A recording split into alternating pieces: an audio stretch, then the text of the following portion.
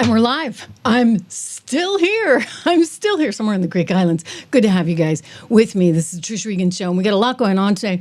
A whole lot going on because for starters, Kathy Hochul has been completely humiliated. You know, this is a long time coming, shall we say, with poor Kathy, the governor of New York. She's out there trying to say that Donald Trump is somehow a dictator for doing exactly what she did in New York City. I have all the details and I got the tape. Plus, it's being reported that she's actually holding up the case in the appellate court. You know, Letitia James's case that's about to be thrown out any day, any second. Well, there's a reason perhaps it's not getting thrown out, and it's believed that that may have something to do with good old Kathy. On top of that, you got Democrats getting totally trumped on this D.C. issue. Even MSNBC's admitting it's quite amazing. An appeals court ruling just came out. Those NGOs up billions of dollars, up in smoke, gone, and they can't do a darn thing about it. That has been decided by the appellate court in Donald Trump's favor. Meanwhile, Sharon Stone is suddenly sounding, I don't know, MAGA? Wait until you hear what she has to say about why she's been so successful. Good old American roots have something to do with it. What do you know? Oh, and Melania Trump's not messing around. Not one single bit. Melania is taking Hunter Biden to task for $1 billion, because he said some stuff he shouldn't have said. I'll tell you, everybody else has listened up. James Carville listened up. Daily Beast listened up. It might be time for Hunter to listen up, unless, of course, he wants to fork over some of that money from Ukraine. Alleged money from Ukraine, I should say. Welcome to the program. Good to have you guys here. Kathy Hochul, the governor of New York, very much getting exposed here. This is sort of embarrassing for her. It should be humiliating for her. But you know what? It's like a total double standard by which the Democrats live. For some reason, Donald Trump cracking down on D.C., trying to get rid of crime, sending in the National Guard, that is seen as a dictatorship, right? But when they do it, it's to be praised on none other than The View, of course. Watch. My job is to keep people safe. I have to, any way I can, I'm going to keep New Yorkers safe. And I'll tell you who does show appreciation for the people out there on the streets. Mm-hmm. I've been walking the streets. I walk into business. People are just saying, thank you for taking such strong action. I needed to do something dramatic and quickly to send a message that you will not get away with committing crimes in our subways. You heard that, right? National Guard went in to make sure the subways were safe in none other than New York City, the state that she is governor of. I mean, okay. You know, everybody was like, good, you know what? Because we need to clean up New York City. Somebody's got to do something about it. Clearly, Biden wasn't willing to do anything about it, but Kathy Hochul decided to take his National Guard, send it in. That is the federalization, if you would, right, of New York. But, when Donald Trump tries to send the National Guard to California, suddenly that's no-go territory. When he tries to send it to D.C., which frankly, legally speaking, he has the ability to do in the case of emergency, the power or chain of command defers to one Donald Trump, the president of the United States. Somehow that's not allowed. He's not allowed to fight crime. Are you kidding me? But Kathy Hochul is? The Democrats are afraid to do anything because they don't want to be criticized. But fighting crime is a good thing. We have to explain. We're going to fight crime. That's a good thing. Already they're saying, he's a dictator. The place is going to hell, and we've got to stop it. So instead of saying he's a dictator, they should say, we're going to join him and make Washington safe. But they say, he's a dictator. And then they end up getting mugged, and, but the stats are very bad. But we're going to... I think we'll actually get Democrat support. I really believe they can't do this one too. He thinks he's going to get Democrat support at some point because, logically speaking, and he's a logical person, a logical man, how could anyone look at these homicide rates and say, like, that's okay? There's just no way that you're going to say, okay, 41 per 100,000 in D.C. versus say, I don't know, what is Nairobi, 5 per 100,000? That somehow that's okay for Washington, D.C. It's not okay. And anyone who tries to justify it, frankly, is going to look like a moron, and they lose that side of the political story. And yet Kathy's out there fighting like, it's her last day because she's a street fighter from Buffalo. This is what she said. He's not allowed to do this. I'm sorry. He's trying to make the place safe, for goodness sakes, lady. You are so freaking wrong. Well, Michael, just on the first premise of your question, I've never been a hand wringer on the sidelines. I'm a street fighter from Buffalo, and my blood is boiling over this. And so is the other governors, the other Democratic governors. We've talked about this. And history will judge us how we respond in this moment. Because if we allow the Republicans to get away with what they're attempting to do, this legal insurrection of our U.S. Capitol, then we'll have a generation of redistricted, gerrymandered seats that are skewed against Democrats. And when will we ever get the balance of power, at least in Washington? I served in Congress when... Okay, so she gets in the gerrymandering too. But he's not allowed, ladies and gentlemen, to crack down, even though she could do that. You tell me how any of this makes sense. Meanwhile, this is the same woman who back, I think this is 2022 or 2023, was saying, come on, come all. Hey, we got hotels for you. We got free food vouchers for you. Come on, come all, right? Because it's going to help with our own congressional redistricting. Pile them all into New York. We got the Roosevelt Hotel wide open for you. And we've even got maybe some jobs. Take a peek. We will embrace them. We'll hire them. We'll give them that shot at the American dream with 18,000 jobs are already available, waiting for people who signed up in the portal. So that's incredible. That can help solve our problems, at least be a start toward reducing the number of people who need shelter in our city. A shelter in your city. Yeah, it's going to reduce it? I don't think so. I think you actually needed to up it quite considerably because the more you brought in, the more they came, right? And we don't have to get into that issue right now. I think we're going to stay front and center on this idea that they are such total hypocrites. And she should be humiliated. She is humiliated in my book over this one. But these people just don't see it this way. I mean, that's what's so crazy about it. You know, I've played so many sound bites for you from The View and from MSNBC. And, you know, they sit there and they say, like, we're the crazy ones because somehow it's all supposed to go their way. It's their way or the highway. I'll tell you, conservatives are far more empathetic. They are far more willing to listen to all sides.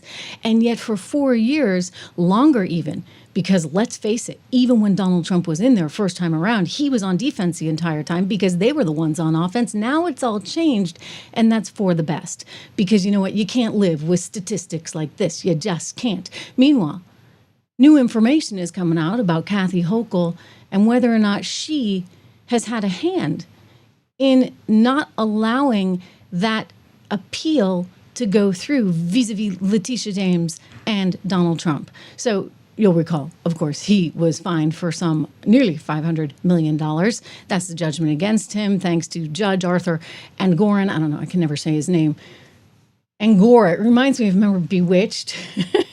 Angora was the mother-in-law.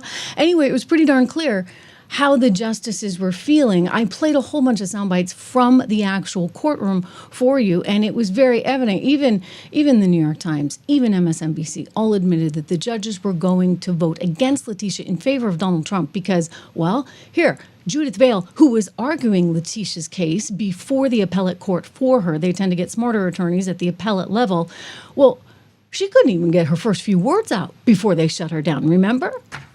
May it please the court, Judith Vale for the New York Attorney General's office.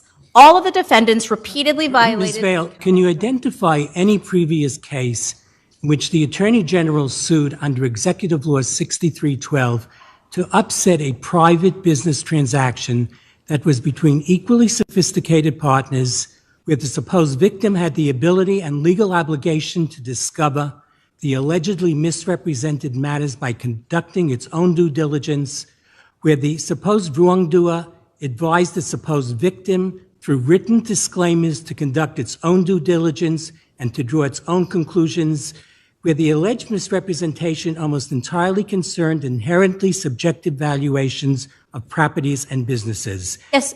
And where the victim never complained about any fraud in the transactional losses from it. Because I've gone through the cases which you've cited, and all of them always involved the consumer protection aspect. It involved protection of the market. Several responses. And I want to add to his question, and little to no impact on the public marketplace. Ba-dum-bum, right? And so that's why MSNBC came out and said Letitia James's massive Trump civil fraud victory in question after appellate argument. It was clear. New York Times was saying the same thing. Everybody was saying the same thing. Well, now what they're saying, guys, is that White House sources back in April are claiming that Hochul told Trump, quote unquote, I control the judges. Imagine that. Oh, she appointed the woman who's in charge, of the whole appellate court there. You see next to her in this picture if you're watching on YouTube Live. Anyway, she said, I control the judges. This is allegedly something that she said to him in a February meeting at the Oval Office. Now, Hochul's denying this, but the White House is sticking by the story. They're saying that she said she controls the judges, and that was kind of a threat. She was trying to make it clear to him that he needed to stay out of the congestion pricing argument that he was making against her in New York. And if he continued to do that, that she was going to continue to make it very clear he was going to owe somehow $500 million. And they are saying that this is a form of extortion, that she plays dirty, dirty politics. Well, she's the one who told us, right? She's a street fighter from Buffalo. Hey, if you look at this story right here, again, I'm citing the New York Post, who did the initial reporting on this. This is the woman who is presiding over the court. She was put there by one Kathy Hochul. Her name is Diane Renwick. And what's being alleged is she's a little too tight with Kathy, and that thus Kathy has her on speed dial and is controlling effectively what happens on this case. It is taking an enormously long period of time. We've talked about it before. I mean, typically you would get a decision in 30 days? And now it's taking like over 300 days. So what is going on? I mean, why wouldn't they? Again, if you go back and you listen to the sound, and I played the entire hearing basically for you, and every time you heard the justices, they were tearing Letitia James's attorney, Judith Hale, arguing for the state. They were tearing her apart. So it didn't look like they had one single leg to stand on. And now here we are, a long case might take 140 days. Normally it's like 30 days, and we're going at past 300 days. So one source told the New York Post, quote, the presiding justice, that would be, I guess, the Diane woman that they're talking about right here, put in place by one Kathy Hochul. The presiding justice is a political animal. I mean, she just is. And so I wouldn't be surprised if there was some political angle to it. Well, I wouldn't be one bit surprised either. Now, would you? Would you? No, of course not, because these are political people. The street fighter, right? From Buffalo. I mean, it was crazy what went down. And to talk about $500 million with this guy, clearly he had, shall we say, a political vendetta. A massive political vendetta. Big story that we're following today. Did you guys see this on Melania Trump? Melania Trump means business. Melania Trump isn't fooling around. And Melania Trump has made it clear that you're not going to trash her reputation for your own political gain or somebody else's humor. So apparently, Biden's son, Hunter, went on to some podcast and said a whole bunch of stuff and talked a whole bunch of smack, and she wasn't having it. Not one bit. And so she just issued a letter saying, I'm going to sue you, buddy, for $1 billion. Now, Hunter doesn't really have $1 billion, shall we say, so I would say that she has the ability to make his life a living HELL. He was asked about this back on the same program where he made these wacko allegations, and I want you to hear his response. Let's take a look at it together. Ladies and gentlemen, the day of presidential litigation has arrived. It's lawsuit time. In my hand is a legal demand letter addressed to Mr. Hunter Biden from the First Lady of the United States, demanding a retraction of Channel 5's video called Hunter Biden Returns, in which Mr. Biden here makes some speculative comments about the relationship between Jeffrey Epstein, Melania Trump, and Donald Trump. I've got $1 billion document in my hands because Mrs. Trump is seeking $1 billion in damages if we don't take the video down, and if Hunter here doesn't issue a formal apology to Mrs. Trump. So now we're here maybe to give you the platform to apologize to the First Lady for your statements that you made about her possible connection to Jeffrey Epstein. That. That's not going to happen. Oh, wow. Lovely. He's got such a gigantic vocabulary that he has to resort to that. I think that same interview had like a whole bunch of those bombs all over the place, right? He just F-bomb. Again, not a vast vocabulary on the likes of Hunter Biden, not a vast, shall we say, set of intelligence on that man's head. But, part of his stupidity is that he's done stupid things with his dad, I believe, along the way. I mean, the Ukraine stuff certainly sounds super, super sketchy, right? We've been through all that. And now he's like doubling down on this here, which is a little bit odd. The allegations that he's making are really pretty wacky, and they're based on some reporter that, traffics in hearsay. And she's out for as she should be. You know what? There's no reason any of this should be happening. She wound up going after the Daily Beast. And so they took the story down. Editors know after the story was published, the Beast received a letter from First Lady Melania Trump's attorney challenging the headline and framing of the article. After reviewing the matter, the Beast has taken down the article and apologizes for any confusion or misunderstanding. In other words, if you get fake news, it's fake news, and you can't use that to try and go after her, even though she is the First Lady. So, they would say, oh, she's a public person, etc. And she's like, no, it doesn't matter. And she's winning this, by the way. She's winning this because you can't just deliberately publish lies on people, and especially the kind of lies that they're trying to get into. Anyway, Carville as well wound up, here we go, taking down the podcast episode. If you see, he writes an apology as well. In last week's podcast episode, we spoke with Judge Legum. After the episode, received a letter from Melania Trump's lawyer. He took issue with the title of one of our YouTube videos from that episode and a couple of comments I made about the First Lady. We took a look at what they complained about, and we took down the video and we edited out those comments from the episode. I also take back these statements and apologize. Good, buddy. You know what? I like this. I like that a woman is standing up for herself to these bozos that want to traffic in smut, frankly, and misinformation and, hurt someone's reputation, frankly, as a wife and mother in the meantime. So, she's threatening to sue Hunter, good, for $1 billion he doesn't have, but she'll make his life hell because he won't have the money to deal with the legal bills no matter how many paintings he tries to sell. She forced the Daily Beast to retract its lies. And she got the Democratic op there, James Carville, to apologize and take down the episode. Because, again, you just can't go out on a limb and say things about people that are not right. And I think it's important, regardless of whether you're a public person, a private person, however you want to think about this, it's not fair. It's not fair to her family, to do that all just for your own political gain. So she means business. And these guys are going to have to listen, including Hunter Biden, or, fork over some of that money if he still has any left, because, he apparently has spent it on some interesting things. And by the way, that's not me speculating, right? They have all that information. That's all wide out in the open. I just try and keep it clean for the kids, shall we say. Anyway, more going on. I want to get to what's happening again in D.C. right now, because this is effectively a kind of political suicide, if you would, for the Democrats. They have gotten completely trumped on this one. Again, these crime statistics, they're not the kind of statistics that you can even try and explain. They're just really, really bad.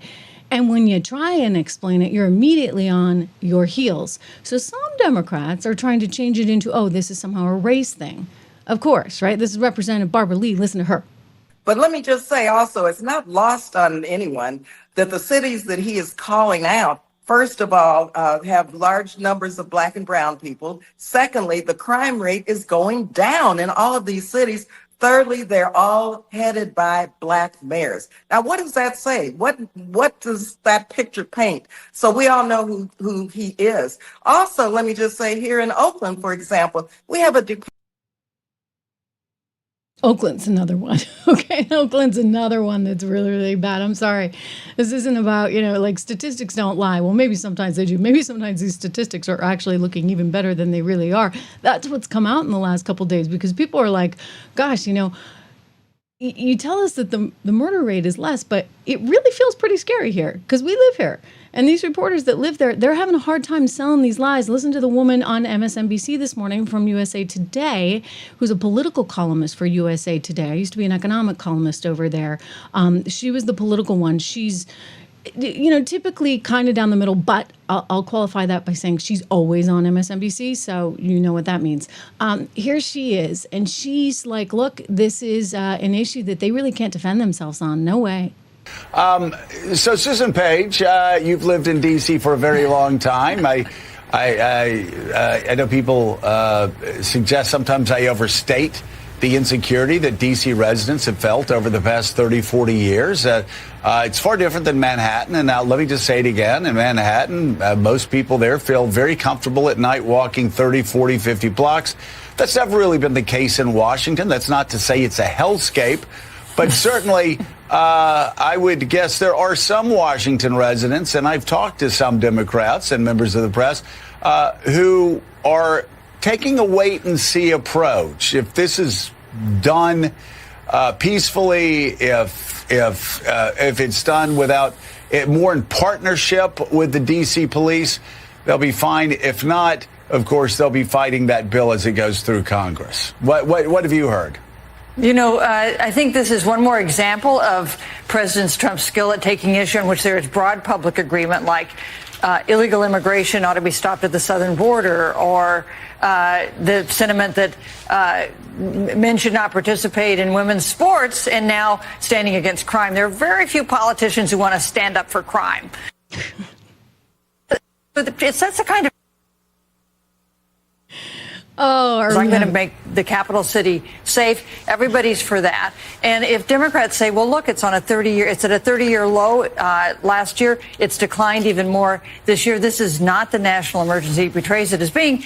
Seems as though they are not taking a tough stance on crime. So I think this has been very tricky for Democrats. And as one result, you see some Democrats, including the leadership of the city, protesting that this federalized takeover of law enforcement in Washington is a bad thing and inappropriate and unnecessary.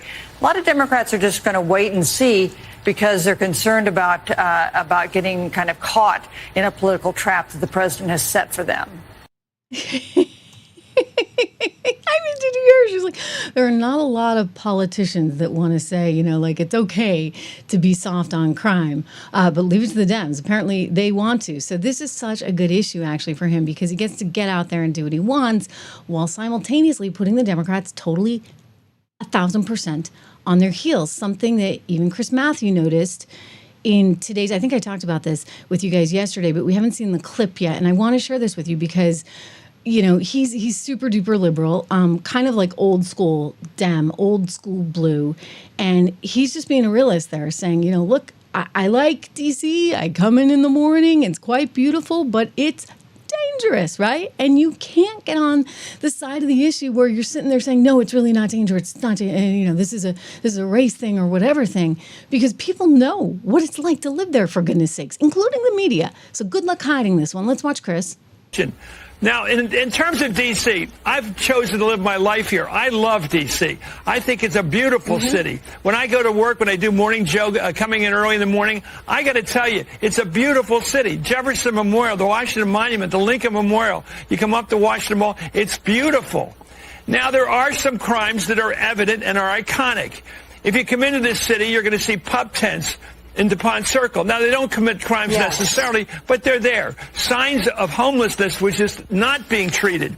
You see graffiti, which drives me crazy because it's right on the most beautiful places, the bridges and all, covered in graffiti, and they have to paint it over to cover it up. They don't really get rid of it. It's still there.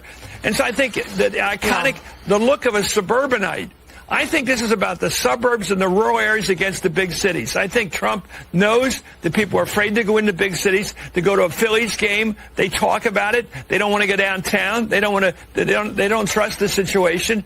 So politically, I think this strengthens his red power in the rural parts of Pennsylvania and Scranton and Bethlehem and Allentown. Those people are going to look at this headline and say, it's about time somebody's doing something about D.C. And Philly, with Krasner as our DA. You need a tougher DA. You just do, to put people in jail. But the crime is inevitably committed by working people. And in D.C., working people are black, African American. They're the ones getting hit by crime, not the suburbanites and not the Okay, so that makes sense. I think he misspoke there when he said the crime is getting committed by. No, he means it's committed on. The people that are feeling the results of this, they happen to be Black Americans. And this is why they're coming out and saying, thank goodness somebody's doing something about it, finally. The tourists, and not the people that just look at the city. Trump looks at the city visually like a real estate agent. He wants to beautify the city like he's doing at the White House with that ridiculous ballroom he's putting in and getting rid of the Rose Garden. That's Trump work. But I think it shows strength. I agree with you. I think this is a strength move against the big cities who are in a difficult situation on crime. And the murder rate, you can't keep saying violent crime is down, but the murder rate's up. To the average person, the murder rate's about life and death. You don't brag about a rising murder rate. And the Democrats are, I agree with you, Mika, they're falling into the trap of defending what's indefensible. It's a trap. Yes, it's a trap. Defending what's indefensible. It's a trap. Okay, call it whatever you want. I'm going to just say it's smart politics, and simultaneously you're doing something to help the people in the interim. So isn't that kind of a good thing? Okay, it's a trap. It's a trap because the Democrats are too freaking stupid. Like, they actually think that this is something that you're supposed to resist just because it's Trump. I'm sorry, like, making a city safe is not exactly something that you need to be resisting. We talked about the mayor of D.C. and how she seemed on board as recently as this past weekend, because she said, oh, you know, like, it's one thing to talk about that on the campaign trail. It's another thing in real life. You have to worry about governing, and you do have to make sure people are safe. And so she was welcoming the help. Well, now she's singing kind of a different tune. Let's listen to Mayor Muriel of D.C. It is a step in fascism when the federal government can Bigfoot sovereign states. That's not us. We should be the 51st state. I think that is what he is trying to make it normal, where citizens say the federal government should overtake local policing. But people don't always feel the statistics. Okay, we'll go to that other one in a second. Okay, so now she doesn't like that the federal government is coming in. By the way, they legally are allowed to do so. She hasn't been able to keep the place safe. You can tell me the murder rate's down. I don't think anybody buys it, including the woman I'm going to show you, the CNN reporter, who's pretty lefty, okay? And she's challenging Raskin right here. Take a peek. But people don't always feel the statistics, right? Do you, as someone who works in the District of Columbia, you drive through it all the time, you know a lot of people who live here all the time, do you feel like crime is down in D.C. compared to other more recent years? Well, definitely when you compare it to other periods in the history of Washington, D.C., when there was very serious spikes in crime and it felt really dangerous to go out. But look, I agree, you can't feel safe enough, especially these days. The question is who you trust to promote your security and public safety. Is it the mayor and the council and the people who actually report to people who live there? Or do you trust Donald Trump to do that? Because, his attention span is like, 32 seconds. And then he's going to be off to talking about the tariffs, or he's going to be off and talking about something in Los Angeles or whatever. I mean, you've got to trust the local officials to do this. And, there's something that's very fraudulent about what's taking place. Oh, I'm sorry, you moron. Like, people have trusted the local politicians for too long. The local politicians, like, Mayor Muriel. Yeah, she can't get anything done. Okay, she was even asked, did you guys see this one? She was asked about basically, the chain of command, and she didn't know what they were talking about recently. It's like, oh my goodness gracious. Not too much going on upstairs with Mayor Muriel. Let me see if I have this one for you, because I just looked at that and I thought, wow, she's something else, shall we say. I will say this, the everyday person is thrilled that this is all happening. Absolutely, positively thrilled. I mean, listen to this guy right here. You gotta see this guy. I came all the way down Pennsylvania Avenue this morning. So peaceful, yeah. I don't smell no weed, yeah. I don't see no homeless people. I mean, I came all the way through the southeast side, all the way down here. You see now I'm at the White House, jump, man. It's quiet, yeah. It's a shame that it takes somebody to have to sit in your classroom in order for you to be in order, yeah. Because that's what it feels like, yeah. You gotta be babysitter to do your job, you know? Stuff been out of control for years. It has been out of control for years. That is changing. It's from my shorts feed earlier. But I did want to show you, look, he's really happy. Fox talked to somebody that was really happy. I mean, generally, the sense is from the people on the street, they want it cleaned up some way, somehow, right? And Muriel, she just can't get it done. She doesn't even know what the chain of command is. Take a peek. I'm sorry, the D.C. mayor doesn't know this? That's what the chain of command is now? What does that mean? Chain of command? Like who's in charge? Oh, it's Trump. Right? I mean, yeah, so he's in charge and she's having to deal with it and they got some issues going on. Like, the former DEI chief for the police in D.C. is now head of the police. Yeah, imagine that. Like all the qualifications in the world. We talked about that yesterday. You can look at yesterday's show. But she actually was a park ranger and she trained dogs and she trained people to drive and she was a foster care worker. And somehow now she made it all the way up. First DEI chief and now head of the police in Washington, D.C. So I'm just saying, you know what, D.C., you got a problem. This doesn't have anything to do with race and everything to do with statistics. And he said, you know what, D.C. first. We'll see. Maybe New York is next, which is why Kathy Hochul is flipping out like she's flipping out. Some more good news for the Trump administration. Today, we did get word that all these NGOs all over the globe, they were suing because they wanted to make sure that they had their money. And guess what? The appellate court made the decision in a 2-1 vote that those foreign aid groups cannot actually sue to get their funds, that the president has the right to freeze those funds, and that they cannot challenge that decision. So that's kind of a big win again for him. I think people are coming to this reality, if you would, that he means business. He's got a team around him that mean business. I mean, think about what Melania just did to Hunter Biden. Think about what they're doing in D.C. proper right now. Think about the National Guard getting sent to California. Think about him sealing the border shut. I mean, all of these things happening one after another, a succession of things. And so he's having win after win after win after win because this is kind of just a different moment in time. And people in his department, right, now in the administration, are ready for it. Project 2025. I mean, maybe that was no joke. And you had Stephen Miller's law group as well, working very hard behind the scenes for the last 4 years to figure out what everybody's legal rights really were because it had gotten too far, right, one way. So that's what happens. The pendulum swings back to the center, and we're in the process of that now. So much so that, oh gosh, actresses can actually say that, maybe they had some good values instilled in them with their middle-class upbringings. Imagine that. I can't imagine seeing Sharon Stone say anything like this during the Biden years, right? Like, this would not be allowed. She would not have said this. And I don't know if she's just playing the part of an actress and she figures this is which way the wind blows, or Seth Myers, who had her on his program, is just completely desperate because he sees everybody getting fired.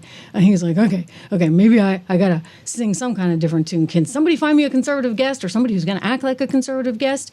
Sharon Stone went on his show and she talked about motherhood and raising 3 boys and how she could not have done this if she didn't have her solid middle-class upbringing, that was somehow the key to her success. So great. Like, I'm happy for her that she's saying that. I'm disappointed that she couldn't have said this like ages ago, right? But apparently it wasn't in vogue back then.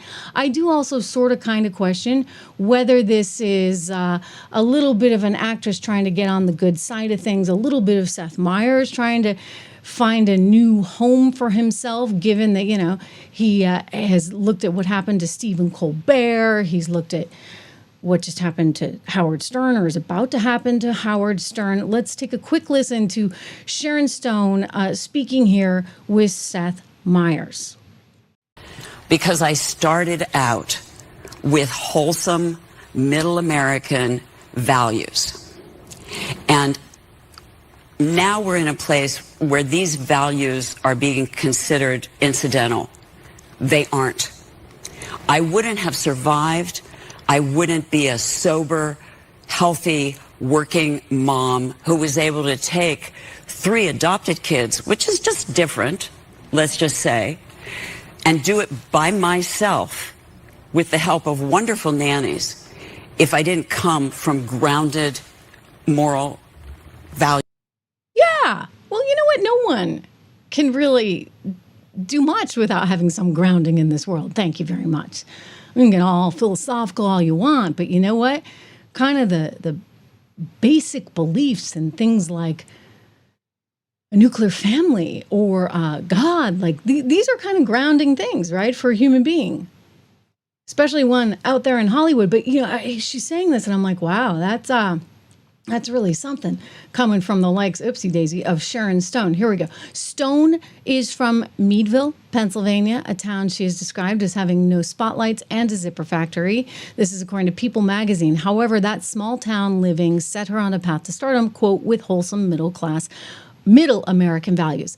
Quote, I wouldn't have survived without those values. I wouldn't be a sober, healthy, working mom who was able to take 3 adopted kids, which is just different, as she said, let's just say, and do it by myself without the help of wonderful nannies if I didn't come from a grounded moral background. Okay. This is like the second actor from Hollywood to come out recently and put one of these liberal, nutty show hosts in their place. I do believe Arnold Schwarzenegger kind of said something similar, at least sort of MAGA inspired, although Arnold was speaking on The View about immigration. Take a peek.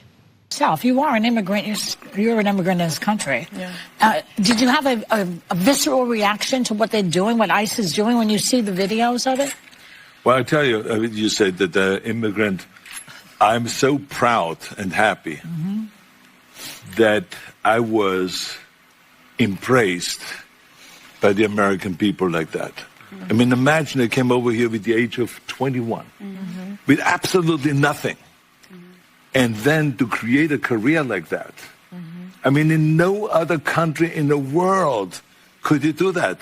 Every single thing, if it's my bodybuilding career, if it's my acting career, becoming governor, the beautiful family that I've created, all of this is because of America. That's true. And so this is why I'm so happy to see firsthand that this is the greatest country in the world, and this is the land of opportunity.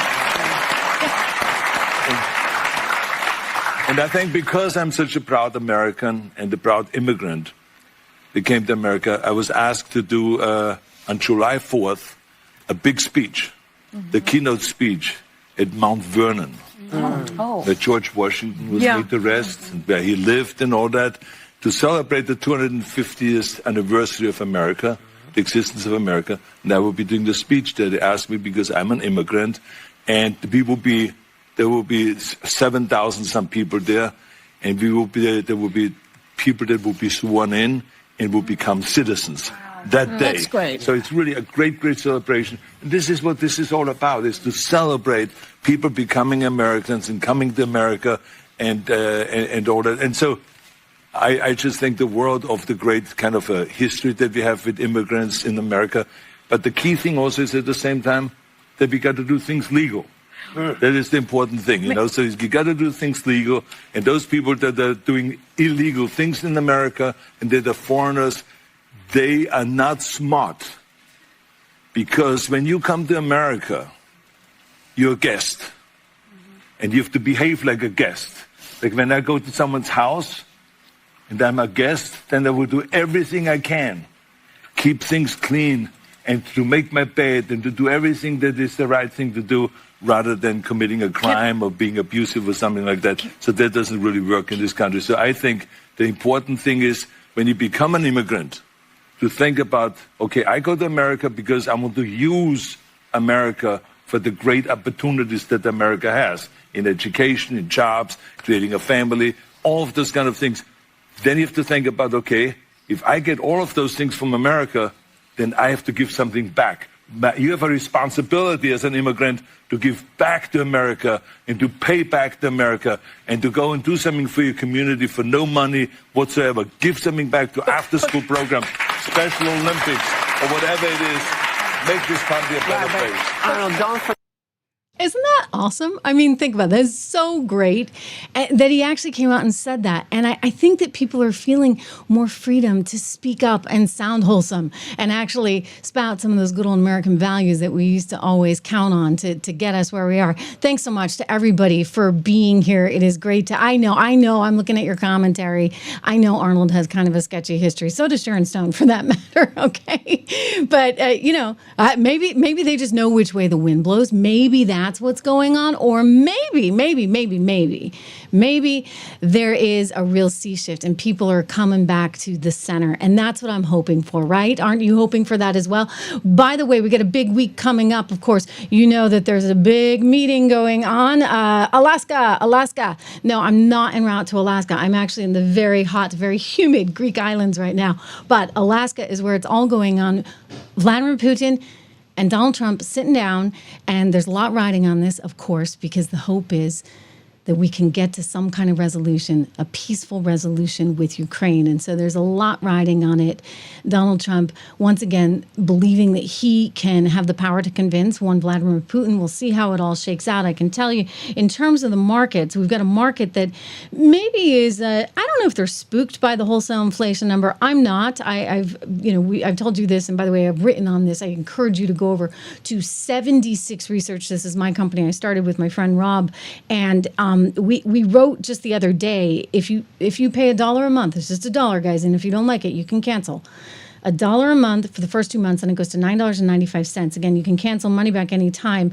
But I think it's important to take a look at that. We did explain, we laid out the inflation scenario and why we're not as worried as some. You get the market slightly off, a wholesale number that came in a little bit hotter than expected. And so you get the Dow Jones Industrial Average dropping a little bit as a result. I personally actually bought a little bit more because when it goes down, I buy. It's just sort of my mantra, right? Clearance. You may have heard that story from me before. Anyway, go check it out at 76 Research. We also have some portfolios there. American Resilience. You can see, actually, this is an old, what am I doing? That is an old chart. Our numbers are even better than that right now. So that's the good news. But we do have 3 different portfolios. Go check out 76research.com. I would say it's a very, very, very important weekend. I mean, we'll see what comes out of tomorrow. Again, in Alaska, the president of the United States sitting down with one Vladimir Putin. This is a critical moment for President Trump and obviously for Russia and for the world. So we'll be all over that in the coming days, as you can imagine. And it's great to have you here. Don't forget to subscribe. It's really, really important that you subscribe, that you share, that you leave a comment. Let me know what you think. Do you think Hollywood is coming back into focus, or just a few people maybe are? Anyway, let me know what you think, and I'll see you here live again tomorrow.